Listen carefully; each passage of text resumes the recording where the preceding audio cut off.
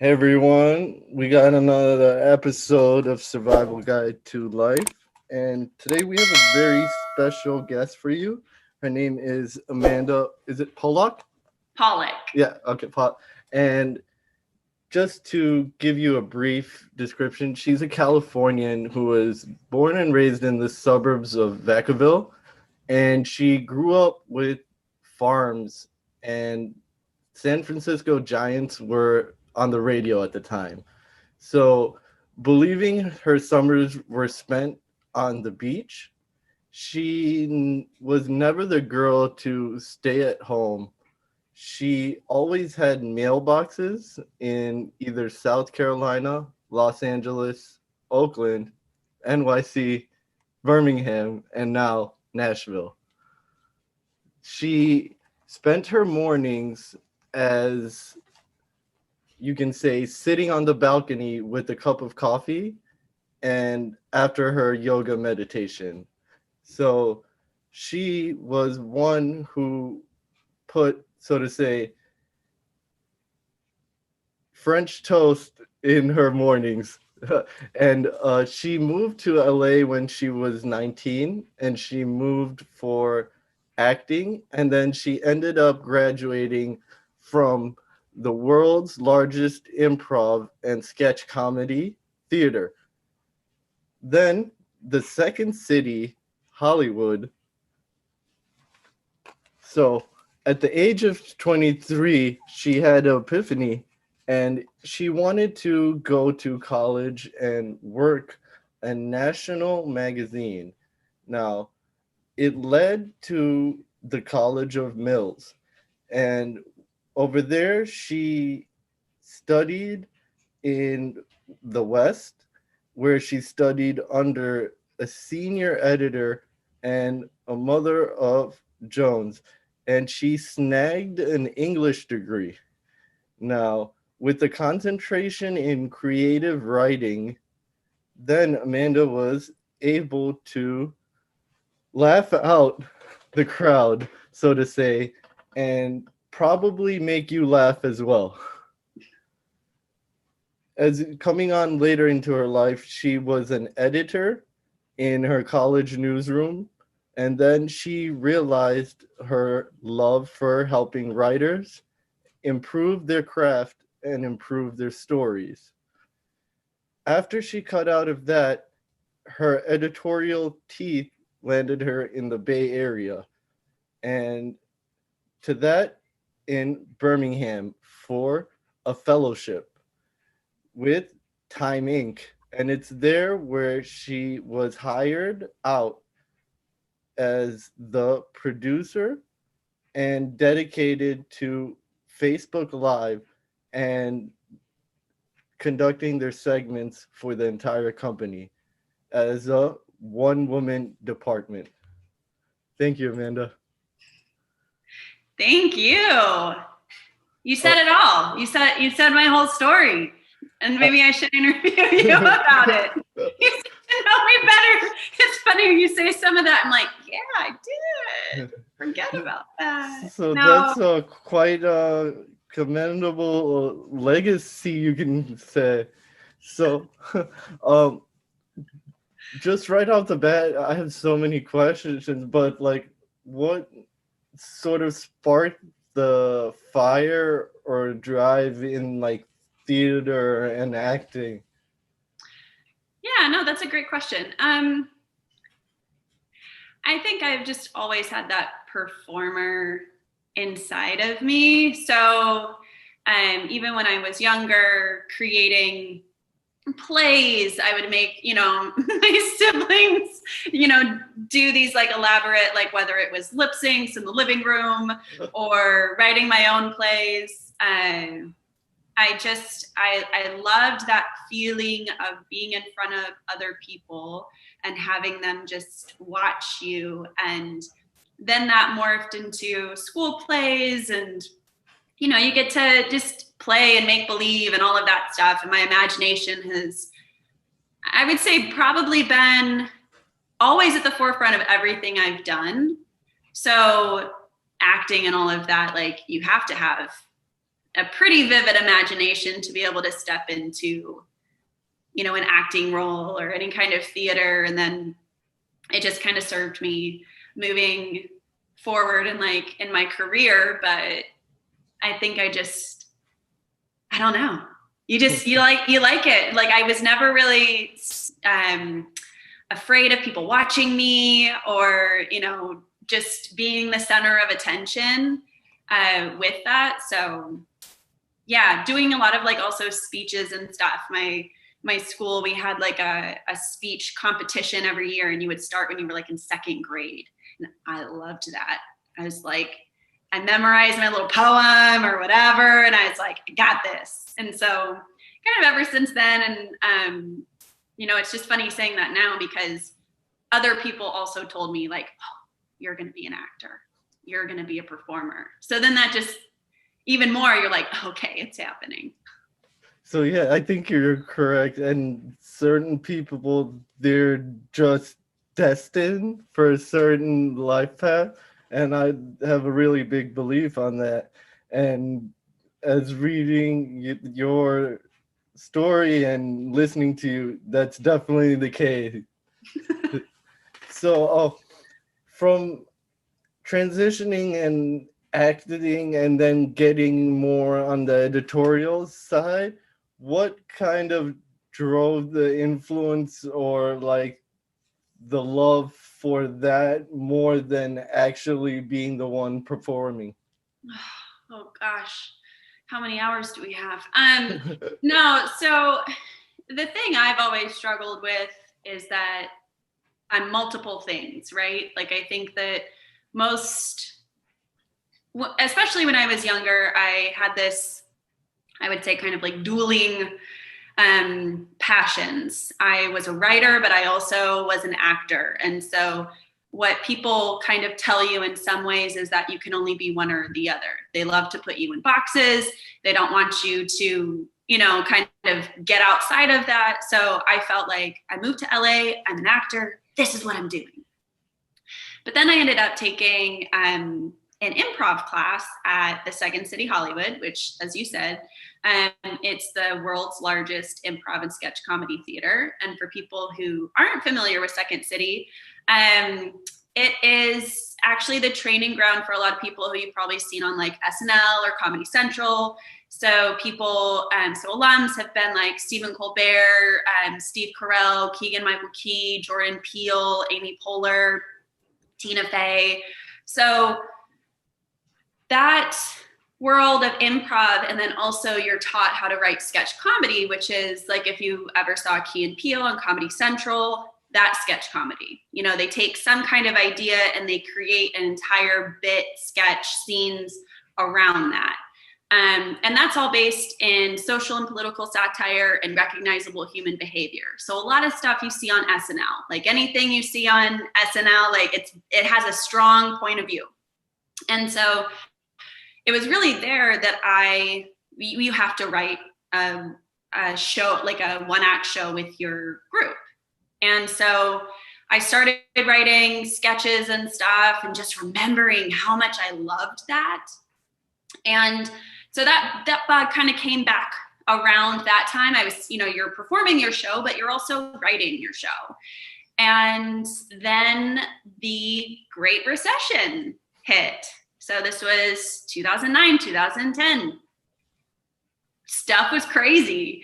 I was underemployed. I actually worked at the Second City office a couple days a week, but was still considered underemployed, looking for work, couldn't find anything. And honestly, I kind of just had this epiphany that I was I just think I want to go to school. I think that might be, because I didn't go right out after high school, because nobody was hiring. You couldn't even get a job to answer phones. You couldn't even do the most basic things. So I felt college might be a good way to do that. And I had a very specific goal when I started college that I wanted to work in magazines. I still don't know where that really came from. I was that seems like a cool idea. But with that being said, I started college when I was 23, 24. And I I would say it's such an advantage to go to school later. And I mean, that's not even like that much later. But I knew what I was doing. I was very focused on everything that, all of the classes I was taking. I was very intentional with my path. And then that led me to Mills College in Oakland. And I went there because, well, one, I kind of wanted to move back to the Northern California. And two, they had magazine writing classes, which is pretty rare for college. So I really kind of lucked out with that. And then everything from then on, I was like, if it doesn't have anything to do with like magazine writing or editorial stuff, I don't want to deal with it. But I became very close with my professor. I joined my college paper. I had a couple of internships in the Bay Area. I was just very proactive because I'd been on the other side, right? Like I knew what it was to not be able to get a job. And, you know, you can't even get an internship at a magazine if you're not in college at most places. So I knew that was a thing. And I just kind of had my heart set on stuff and ended up getting a 1-year fellowship right out of college. That's really awesome, and you're 100% right. And I know it with myself, like when you go to college later and your mentality and your direction and your focus is a lot different from just going right off the bat out of high school, so to say, and you kind of not know where to go and what to do. So For sure. with editorial and improv, like I've always been a writer myself, and like I like loved writing and just that aspect of creativity, and even like just ghost writing for certain musicians and stuff. It's just really cool and fun. Now, is there like a certain way that you get in your zone, or like, you know, like in your creative flow? Like, do you have like any type of music or like a certain ambiance you like? Oh, that's a good question. So I am very big on habit first, because I used to be very much of like, no, it only is going to hit me at the right time. And then that's when I create. And the truth is if you wait, you're never going to create stuff. You know, if you're just always waiting for that truth, like, yes, there's times where inspiration has to hit you, but I tend to write early in the morning. I like it when it's still dark outside, maybe like 5, 6 a.m. Nothing else is happening. I really kind of prefer, though, to write in silence. And if I do have any kind of music on or anything, it has to be instrumental. I can't have any kind of words. I know some people can do that. I'm like, no, but if I'm trying to write words down, I can't have other words coming at me because I'll go off on another thing. But yeah, and then also just, this is kind of a thing I've gotten really into lately though, but people don't really talk about like your creative environment so much. Like if you have a nice desk to sit at, or even like a comfortable chair, or like there's just some of those small things. Like I only really got into some of that stuff within like the last couple of years just from working from home. And I think that you need to have a comfortable work environment so you do your best work. Cause like I've lived in some really tiny apartments and I didn't have anywhere to like go or do stuff. And I would get mad at myself because I wasn't creating more. But it's like, yeah, but you had a really crappy desk and you're pretty tall and like my knees would hit stuff and whatever. And I just hated the process. So anyway, that's just a little thing for people. Like be good to yourself. Like, you know, have a decent chair that you can sit and write in or do whatever. It's okay to be frugal, but don't be so much you're just negating your own comfort. Especially when you have to do so for a really long time. But yeah, so that's kind of, you know, but, and also too, like, I think even just on the note of like tiny habits and stuff. And I think that even if you do a little bit every day of whatever it is, maybe it's even thinking about something, I think you can even create when you're not physically doing a thing, you know, the easier it is to kind of jump into that stuff and create. Okay. So with that said, what was your time like with time? With Time Inc. Yeah. yeah, that was a really incredible experience. And so for people who don't know, Time Inc. Was the former parent company for Time Magazine, Cooking Light, where I worked at, Southern Living, Food and Wine, Travel and Leisure, People Magazine, all kinds of things.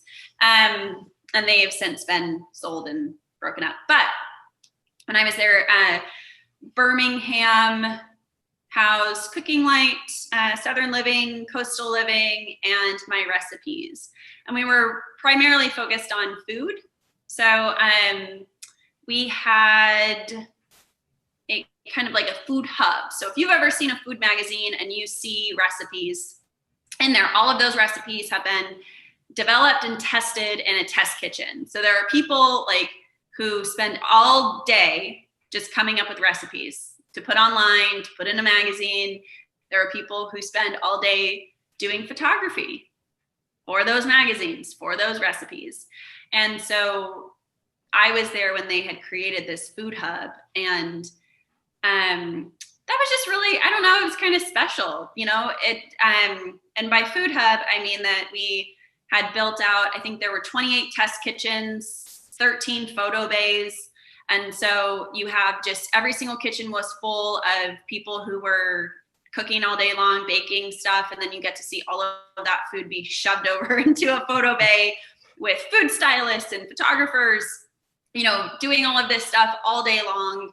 It was really, really fun. But yeah, I mean, I went there specifically just to gain as much experience as possible and to make that fellowship something that I could use in the future. And I think that being older, I think I was like 28 when I got there, I knew I had to leave with like some hardcore experience and contacts. So I was the editorial fellow. So I really just helped the editors, and one of my biggest jobs was the mail. And I like to tell people that because it sounds so fancy, you know, I worked at a national magazine and, you know, all of this stuff. And you might have like some idea of, I don't know, like the Devil Wears Prada, you know, where all these people at a magazine are like running around. And there's some of that. But I also think it's really important, especially like to view every aspect of a job, especially when you're starting out or, you know, you're kind of doing a pivot, but to see everything as an opportunity. And honestly, that was kind of how I built a connection with a lot of editors. That was how I got a lot of writing opportunities, because I was physically giving people mail and I was just in their doorway and they're like, hey, you know what? Could you actually help me with this story? And that's one of the ways that, you know, I started, and then I kind of took it from there. But I'm telling you, delivering mail, I know people can't really deliver mail right now, but so in an office. But I know you had like passion with like acting and editorial stuff, but did you really have a passion with food or cooking, or that kind of just come with your fellowship? No, I worked for a grocery store, like a specialty grocery store on and off for about 7 years. And being from Northern California, I grew up 30 minutes away from wine country. So it's a huge thing.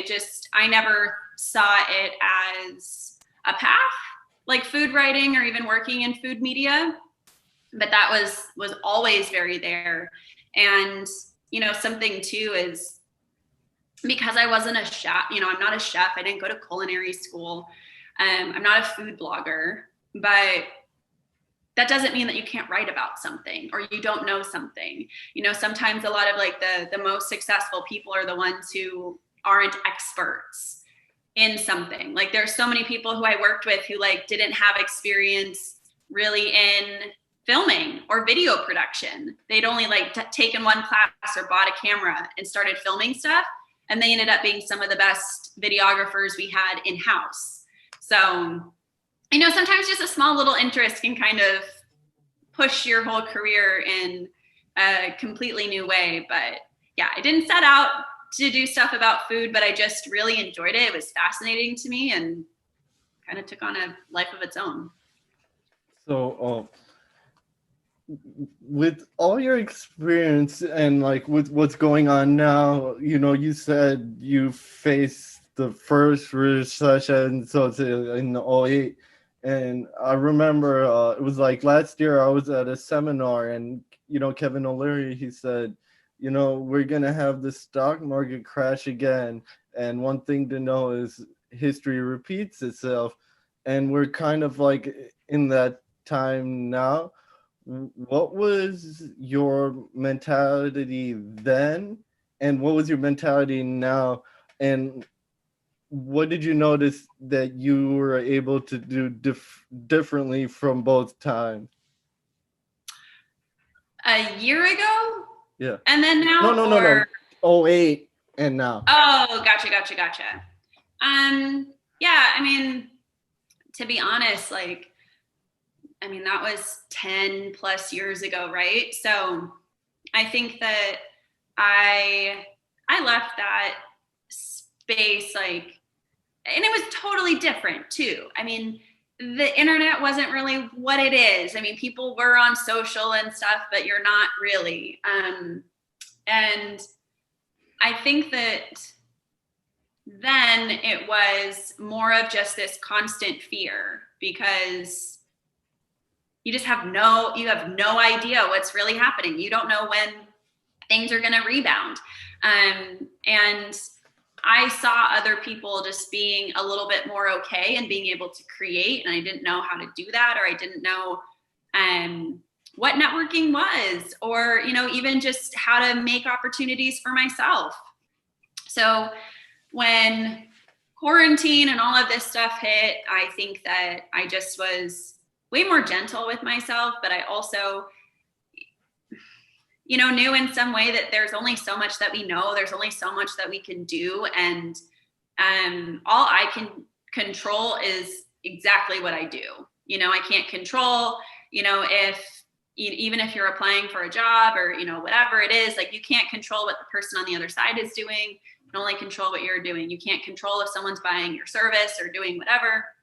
You can only control how you show up. So I just try to keep that in mind for this time, because this could go on for a while, and I remember even then it was like a year and a half before anything really kind of came back. So I think just being gentle with myself, and also knowing that, like, this is unique just in the way that every single person is experiencing the same thing.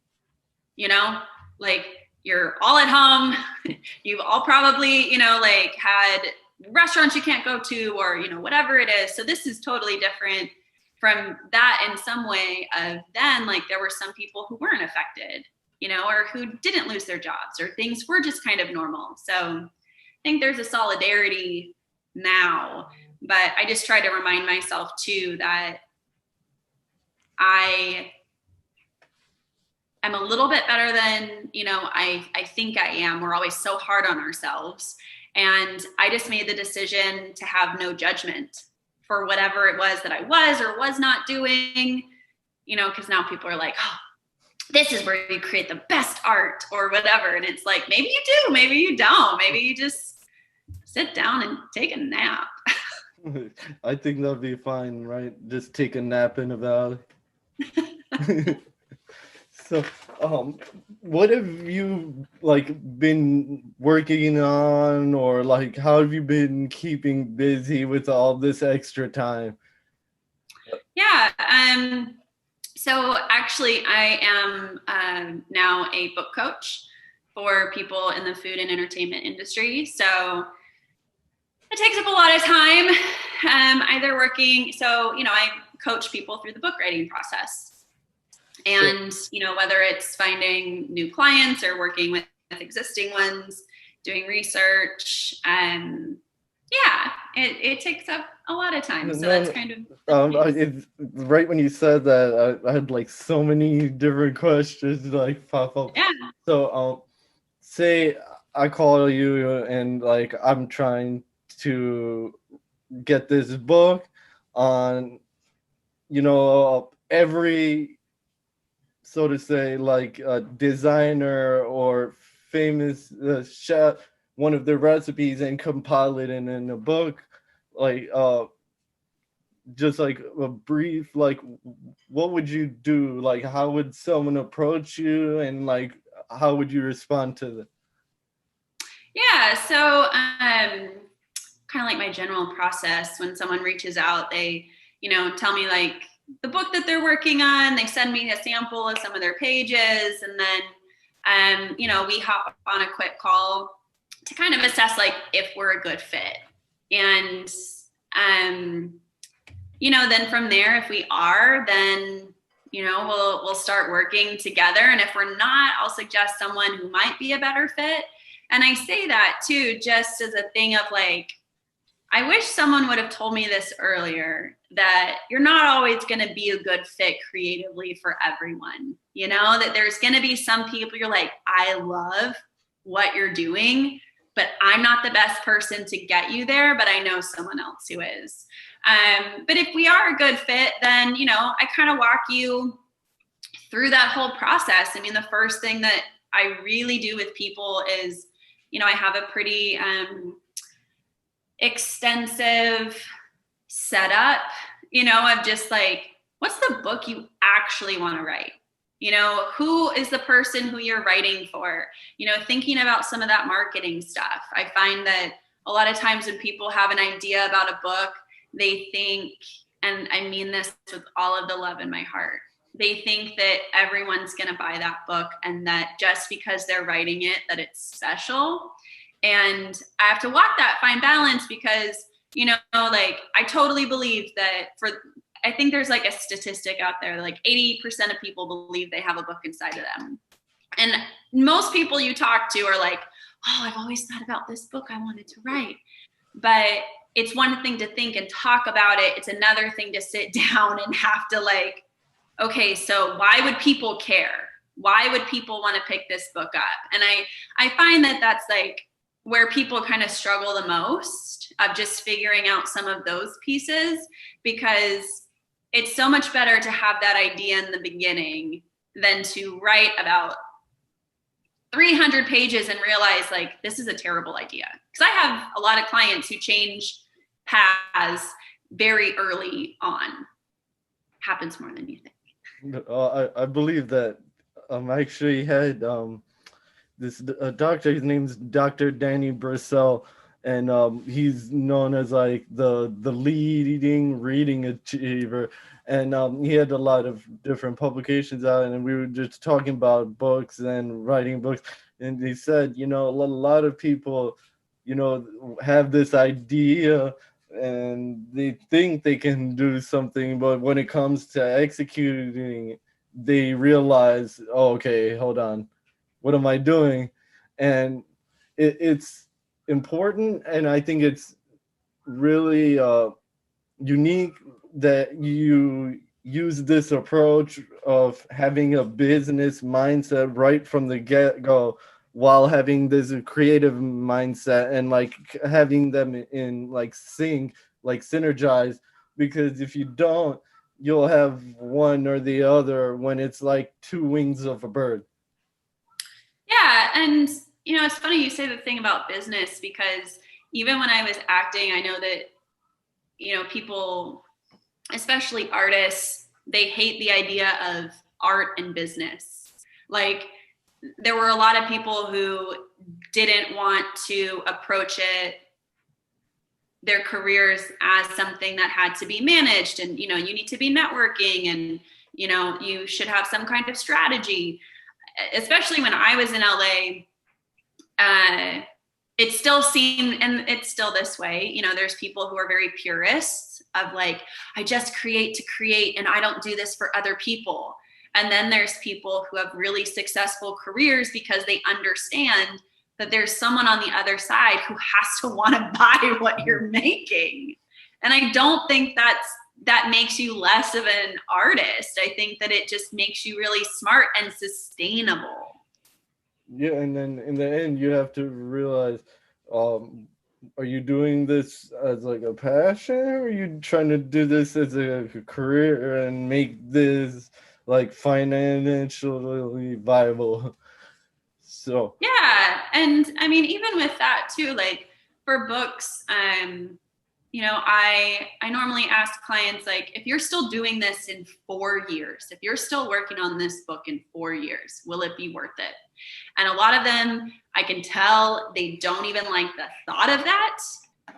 But, something that people don't tell you so much, though.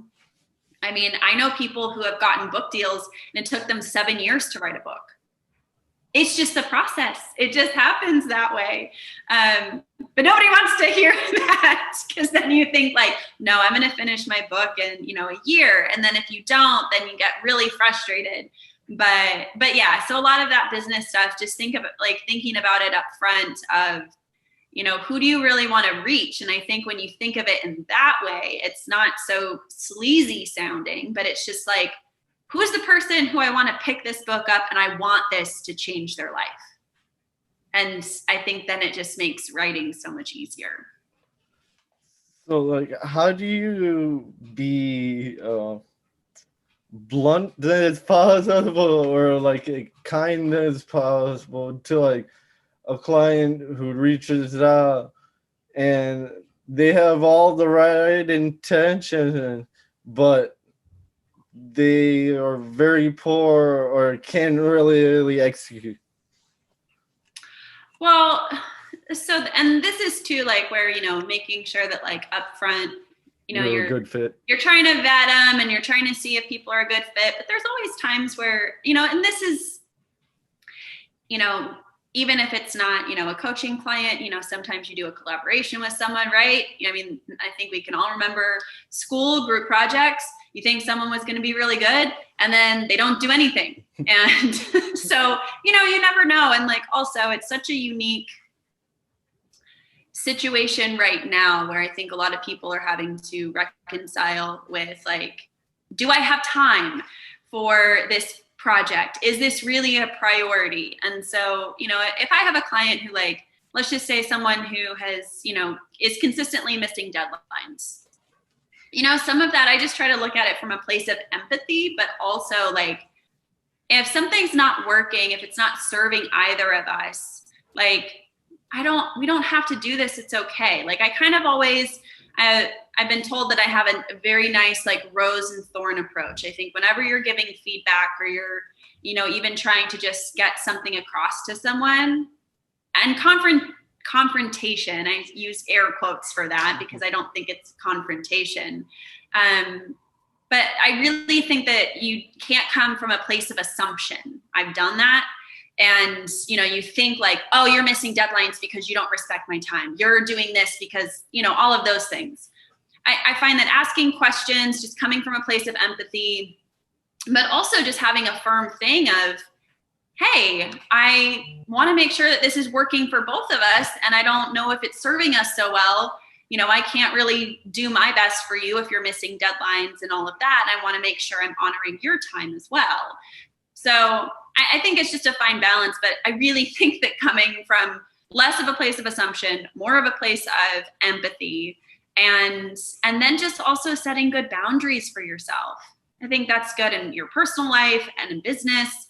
But, I think sometimes when people, especially creatives or entrepreneurs, if you're in the beginning of any kind of stage, you want to please other people so much. You're like, thank you so much for inviting me to the party. And it's like, people have to respect, your time just as you want them to, like you would respect theirs. And I think that some of those very small things early on can kind of set you up, and then it makes it a little bit easier when you have to have some of those, and I use in quotes, hard, or confrontations. People already kind of know up front where you're coming from. So I could tell this has come with time and a lot of experience, right?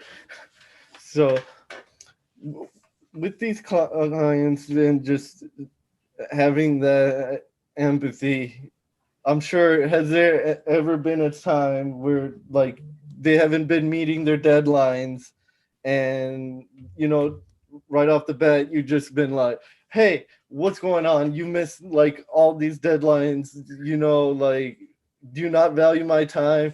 I have a million other things to do. And then you're like, Oh, okay. I'm sorry. I mean, if we're being honest, I think everyone's been there, like, and I can think of dozens of things that have nothing to do with my book coaching clients, just me working other places and assuming someone meant something in an email, or if someone's not giving you an opportunity at work, that it's because they didn't like this last project, or they're jealous about whatever it is. And so I kind of have a rule now that I sit on things for a day or two and just give myself that opportunity. But I think too, like, in your career, in life, that it's always so much better to take some time. Like, don't, be such, like, just give yourself a minute to breathe, because I've just found that the most successful people are the ones who can also kind of like take a beat and aren't going to take that so personally, or they'll take a little bit of time to think about something.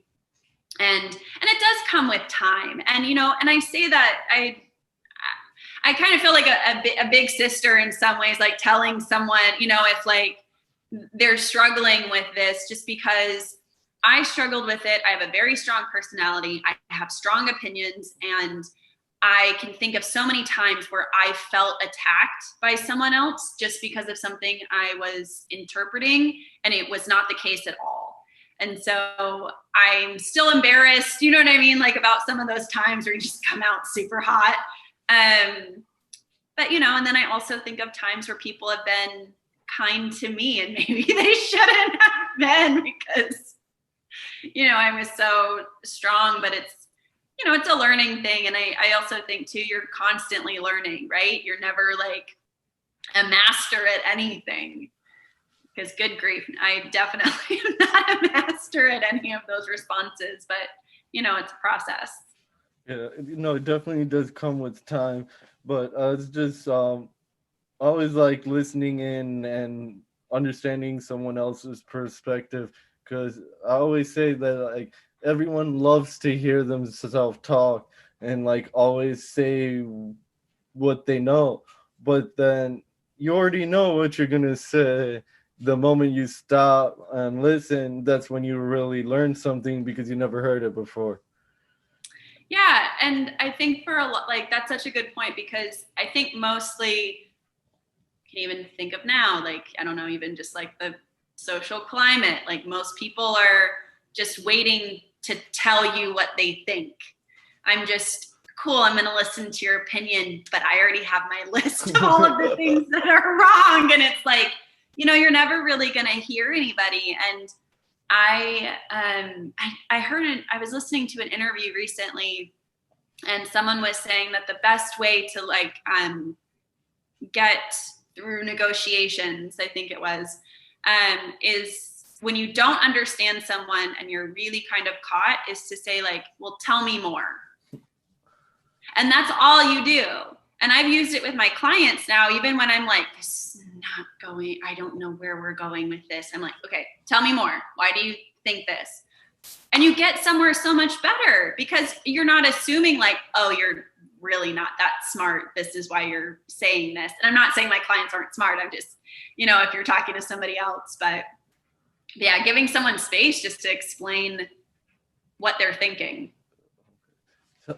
Tell me more, Amanda. No, just kidding.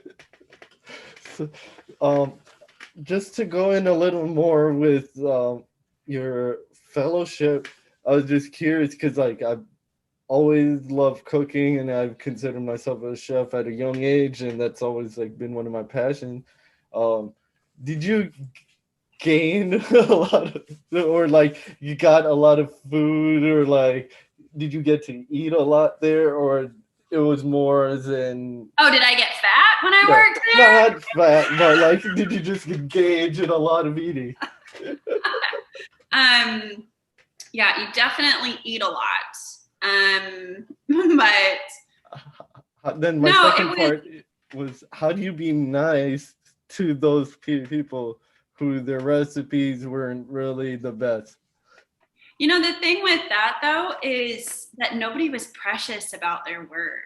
Oh, okay. So every day, they have tastings. And so you would get a bunch of the other people in the test kitchen to go around, and you would all share recipes. And, people would give notes, need more salt, need more butter, didn't really like this, it was too dry, whatever. And I think that's a really good, so I'm really glad you asked that question, just because no one took it personally if people were like, I didn't really like it. This, there was something kind of missing. There's this element that reminds me of sketch comedy, in that you're just workshopping stuff. You're just trying things on. You don't think that if somebody doesn't like something, that all of a sudden you're a really bad chef, right? Like, it's just trial and error, and it's just continuing to try. Like, there would be some people in the test kitchens, making a cake. Maybe you've made it 7 or 8 times trying to get it right. So I think that was like such a good lesson for me too, of just also being adventurous. Like, we had 11 magazines that we were doing recipes for. And I say we, like I was like in the kitchens a lot talking to people. So I basically was helping them. But so you got to try a lot of different stuff, a lot of global cuisine, things that you've never heard of, ingredients that you can't really find in the grocery store.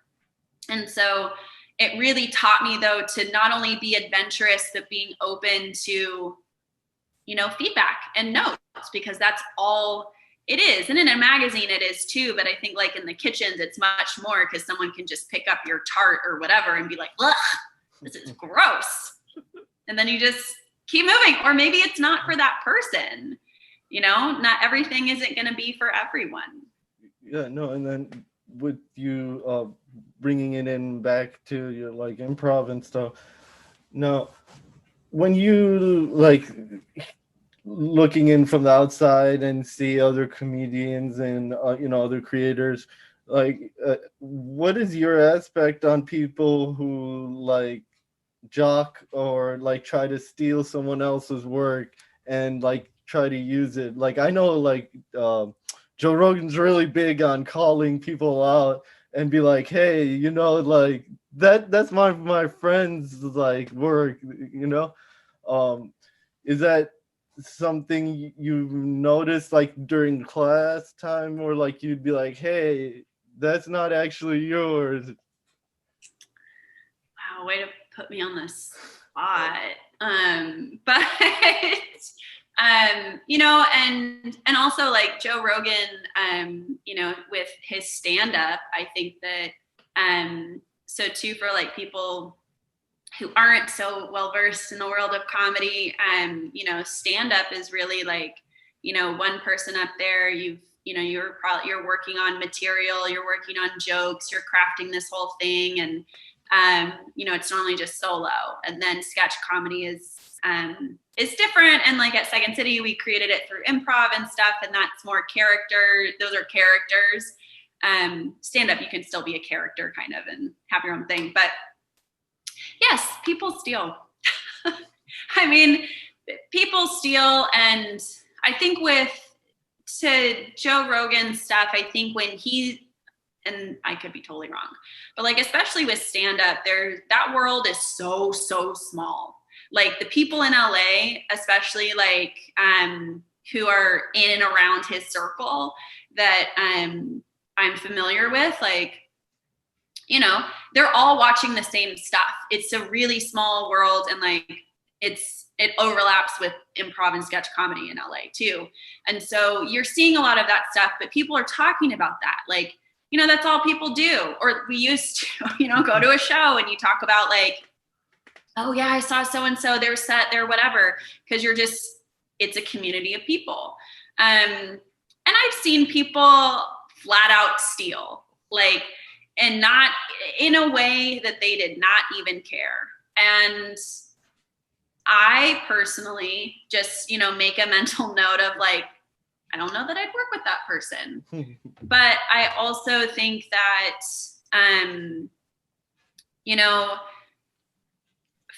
for me, just focusing on some of that stuff, or being, I would never want to be in a place where I wouldn't want to create something because I'd be afraid that someone would steal. And so I definitely think that you can see that stuff and you can make notes of it, and everyone responds however they do. But for me, it was I don't know. I think too, like if you're in a specific space, like I don't know, self-help or whatever, there's all kinds of people are saying a lot of similar things. Yeah. No. And so I think it's important for you to also not just be so ingrained in the world you're talking about, be hearing other stuff. So, if you have like someone who you really like, for, let's just pretend, like I know we've talked about Gary Vaynerchuk, before, but so like, let's just say all you're doing is like watching Gary V videos all day long.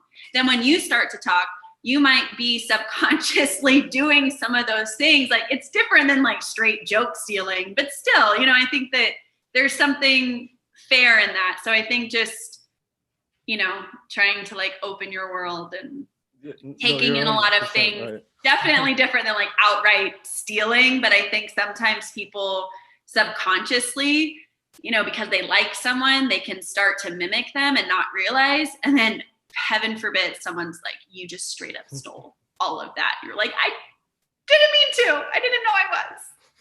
Yeah, and I think like that could happen with anyone just like listening to Gary Vee all day. You just all of a sudden just start cursing after every word, try to make an emphasis on something. And for sure. Now one of my like really favorite like just comedians or just creators is Dave Chappelle. And what is it with his just own uniqueness, or like the way he can create compared to like a lot of other comedians?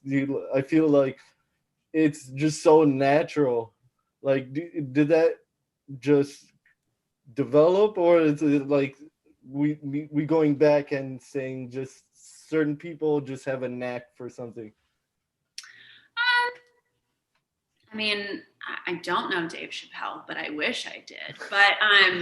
But no, I mean, to your point about like if some things are innate or you have to work at it, I think it's a combination. I mean, I think I know people who have never taken like an improv class or didn't know anything about comedy and just like went up on stage and killed. And you're like, screw you. I've been studying for, a year or, whatever it is. Like I've been doing all this stuff and it just doesn't hit.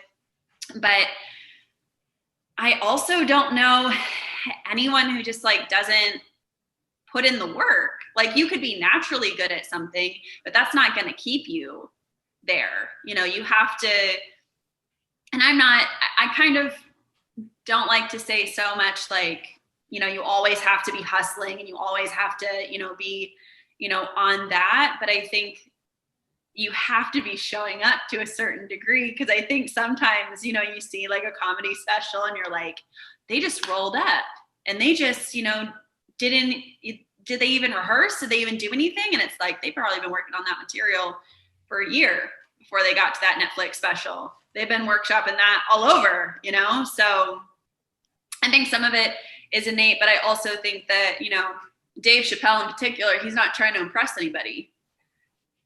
Like he's, he just is 100% who he is, and you can take it or leave it. And I think that's like a really important aspect that in everyone we need to sort of back up and start thinking, oh, what does someone else think? And sort of hone in on our values. And if it's something we believe, then we should just keep doing that and stop so worrying about outside like influence. Now, Yeah. with your books and your coaching methodology, how did you just transition, so to say, like, okay, I know you had the recession with what happened, and did you say, okay, this is the most strategic route to go, or this is where I've come to like where my passion lies. You know, like some people, they kind of either take the route that's like more um financial, you could say that, but then they don't really have a passion, or like, is this like a, like you're on the seesaw and it's like a balance of both? I mean, if you know, please tell me. No. No, so I it's funny, over the last few years after I left Time Inc. and I was hired out of my fellowship and was the first dedicated Facebook Live producer for the company. Um, After I left there, I ended up working at a video studio in Nashville and then working in content marketing for about a year up until COVID. And then I started book coaching after that, and I was trained in a program. And I think that something that has benefited me is going, and I say this, and this isn't flippant, but like going where, like the wind takes me in some way. Like, I think everyone can think of a time or a moment where it felt like you're being pushed in, just a particular way. And so the last couple of years, it's been more writing or editing work that I've been doing. And so when I worked at a content marketing agency, I was coaching a lot of writers, and I had the title coach. And then I had found this book coaching program, and I was like, wow, this takes all this project management, experience I have. I love books. I love helping writers. I want to have something that's my own. I want to be able to pick the clients who I work with. This is kind of awesome. And I think too, doing that and being like, we'll see where this goes. This is great and this is fun. And, but to say that you want to, do one thing for the rest of your life, I don't know that. But, also everything I do is under like an umbrella brand. And so my motto for probably 5 years now with everything I've ever done, it's connecting people to their best stories. So, I don't have to have like one title that, ties me to something. I don't have to only be talking about one thing. If you follow me, if you, do anything, if you get my emails, it is always about connecting people to their best stories. And so I think that's kind of also helped me loosen up some of those ties and not feel like I have to, stay with a specific career or, in a specific field. It gives me more freedom just to.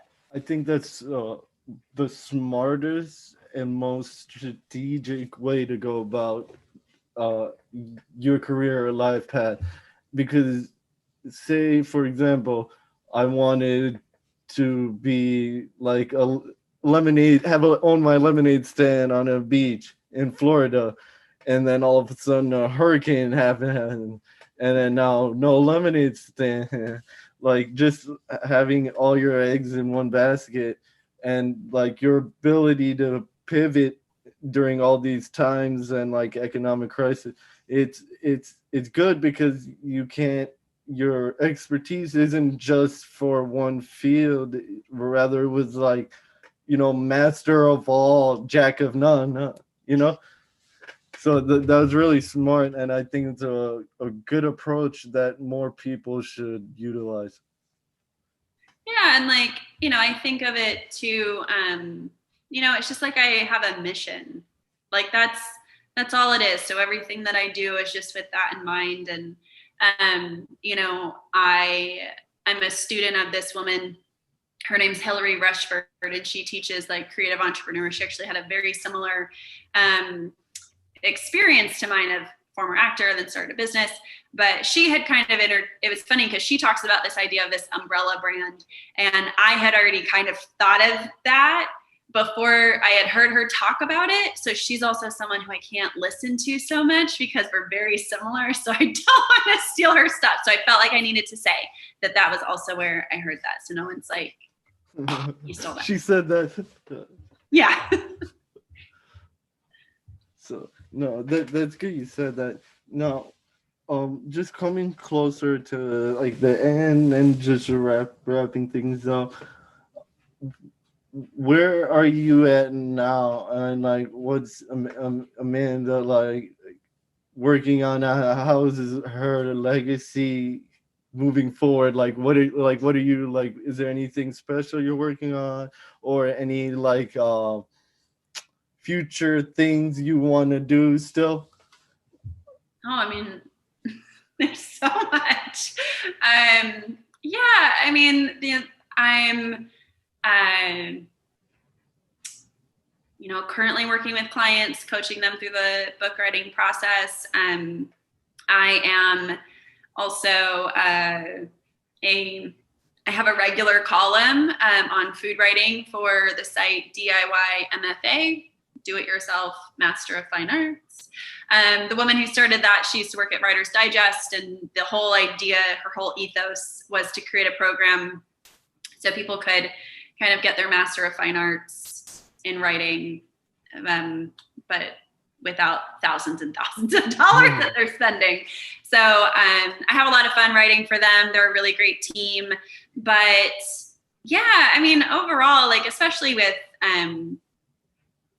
quarantine and all of that, like it kind of has, changed some of those things. I'm also pretty involved with St. Jude Children's Research Hospital. I've been a volunteer with them for quite a while. And so that kind of is some good stuff outside of work that I spend. I think most people should kind of have something outside of work just to give you new energy, be doing something different. It's always good to do stuff for others.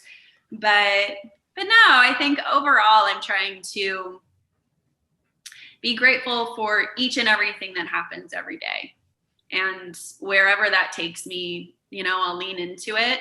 But I think I was really feeling like I needed to be super ambitious at the beginning of all of this. And then now it's like October and, it's like, well, we'll just take a breath. You have no idea what's happening, where we're going. But I think just remembering that can only kind of control. No, I think it's like been a blessing in a way that everyone's always like so fast, going so fast, where this pandemic kind of slowed everything down and made everyone kind of like appreciate the moment. Like we're either worrying about what's going to happen or worrying about what already happened.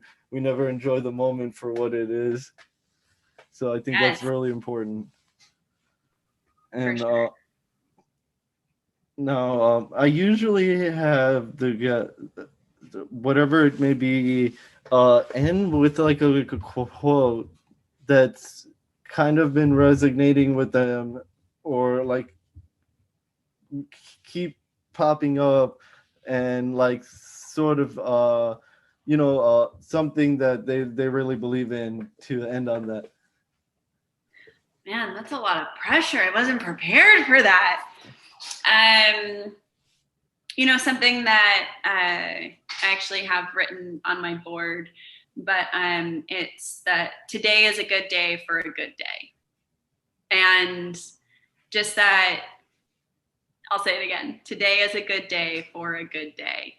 So I think that sometimes we're like, maybe if it's a Monday and it's like, oh, this is just going to be a Monday, or it's going to be a, whatever. It's like, no, right now is a great day for a great day. Or, like this is the moment that this can actually be really good. And, it's not in a week, it's not next year, which a lot of people are like, oh, I'm so ready, for all of this to be over. But it's like, no, how about like right now is a good time for it to be good. No, that's really important. I think that's important, and like understanding your own mentality and realizing that you create your own happiness, and everything just starts with you. So Yes. I want to say thank you again for your time. Thank you. And This then was fun. maybe later on again, you would bless us and come on for another episode. Yes, that would be great. All right. And then I will let you know when everything is posted and have everything. I'm going to edit it and make sure it's all good. Okay. And even though I didn't have a virtual background, No, okay. I even just though I didn't asked. have my whole setup. No, Okay. it's fine. If Now you, I'll know for next time. okay. If you have seen my previous video from now, like I needed it from like being in a train with a bunch of people trying to record an interview to like stopping and like giving, trying to put some effort into it. Yeah, no, I got you. That's great. Yeah, and then Oh, someone like give it like, "Are you talking to me in the car right now?" Like, and then he got really mad and like I was like, "Man, why is he so upset?" no, that's great. But yeah, thank you so much for having me on. This is fun. Yeah, no, it was great, and I'm glad I ran across your profile. Yeah, Okay, no, it was exciting. But yeah, thanks so much. And then yeah, let me know if there's anything else you need. yeah, I'll be in touch, and then Cool. I'm gonna subscribe to your newsletter as well. Thank you. All Hope right, you like it. I'm sure I will. Enjoy the All rest of right. your weekend. You too. Bye. Bye.